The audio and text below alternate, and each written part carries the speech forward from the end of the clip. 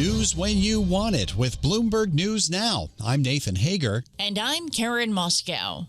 Karen, we begin with the latest developments in the Middle East. The U.S. Central Command says it's completed the latest wave of strikes on military targets across Iran in a 5-hour mission. President Trump spoke to reporters at the White House yesterday. Well, I think it's going very fast. We've demolished their military. We're hitting them very hard. We had a deal yesterday or the day before yesterday. It was all done. And then they broke up that deal immediately because they found out there was something in the deal they didn't like. And they're wired differently, and we're not going to put up with it. Was President Trump at the White House. Iran's semi-official Tasnim news agency reports Islamic Revolutionary Guard Corps targeted radar systems of the U.S. Navy's 5th Fleet in Bahrain with missiles and drones. Well, Nathan, President Trump is reinstating the U.S. blockade of Iranian ships transiting the Strait of Hormuz. He is also demanding a 20% reimbursement for all other cargoes shipped through the waterway. We get more from Bloomberg News Director Will Kennedy. It is an important turn of events. Clearly, a 20% levy on the cost of cargoes leaving the Strait of Hormuz would be a very serious change in the expense involved in shipping oil out of Hormuz. You're talking about $15 a barrel. It's a lot, and it's a lot more than Iran was proposing when it was saying that it wanted to charge people. So it really is a dramatic twist, and I think whether or not this ever comes to pass, we will see. But the important thing for global markets is we're in a very different situation with Hormuz than we were a few days ago, and not in a good way. And Bloomberg's Will Kennedy says U.S. military forces will resume blockading traffic to and from Iranian ports and coastal areas beginning today at 4 p.m. New York time. And this morning, the United Arab Emirates says 2 of its oil tankers were hit by Iran while crossing the Strait of Hormuz. It all has oil on the rise once again. Checking NYMEX crude oil again, it's at $81.20 a barrel, up almost 4%. Brent is up almost 5% at $87.36. Now to domestic politics, Karen. South Carolina Governor Henry McMaster has made his choice to fill out the rest of the late Senator Lindsey Graham's term. It's Graham's sister, Darlene Graham Nordone. I want to thank the governor for selecting me to serve the remainder of Lindsey's term. It is such an honor. Lindsey has always been there for me, and now I will be there for him. Darlene Graham Nordone spoke at a brief event in Columbia, South Carolina. Senate Majority Leader John Thune says she will be sworn in this afternoon in Washington. Governor McMaster says the special election to replace Graham on the November ballot will be held in 4 weeks on August 11th.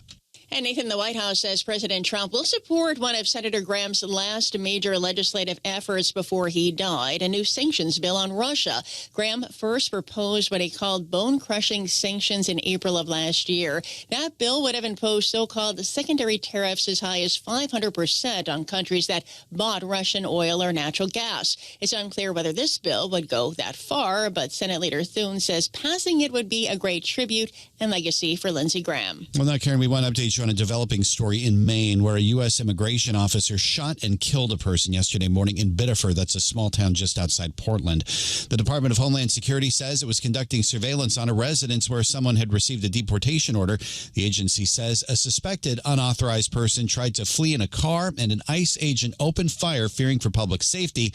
Earlier, an official said that officer fired after the person tried to run them over, but didn't give more details. Maine Senator Angus King says he still has a lot of questions.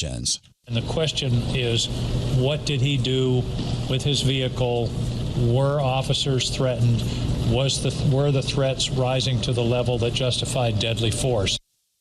Senator King says Homeland Security Secretary Mark Wayne Mullen has told him the person who was killed was not the intended target of the operation. This is the second deadly shooting involving federal agents in less than a week.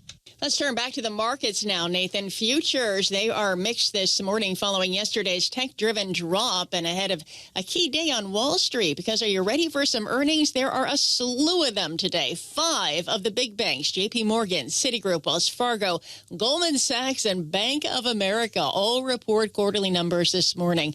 Herman Shan covers the banks for Bloomberg Intelligence. We're expecting really strong results across the banks that are reporting on Tuesday. Consensus is expecting about 20% year-over-year EPS growth, and that's really driven by a plethora of factors: investment banking, trading, and also your bread and butter core lending activity, where we're seeing strong lending growth, particularly in commercial, where businesses are being more comfortable with the operating backdrop, given the fact that they've dealt with a lot of risk over the past 12 months. So increased uncertainty regarding geopolitical issues and also on the tariff side. But it seems like those worries are now receding. So we're seeing a strong backdrop for lending, which is really helpful for the overall economy of the United States.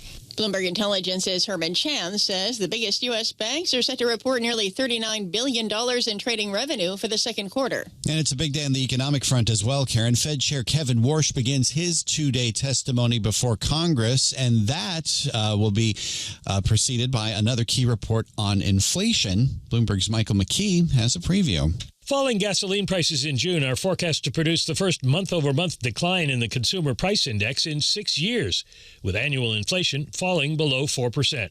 Ordinarily, good news. But with renewed fighting, gas prices are rising again. And more important to the Fed, core prices are forecast unchanged, suggesting no improvement in underlying inflation. And no doubt that will be the predicate for House members questioning Fed Chair Kevin Warsh 90 minutes after the CPI report is released. The new Fed leader has vowed to bring inflation under control. It hasn't reached the central bank's 2% target in more than 5 years. Lawmakers will be focused on whether Warsh thinks interest rates will have to rise to get there, something President Trump has warned against. They may not get much of an answer. Warsh has pledged to limit Fed guidance on rates. Michael McKee, Bloomberg Radio. And that's news when you want it with Bloomberg News Now. I'm Karen Moscow. I'm Nathan Hager, and this is Bloomberg.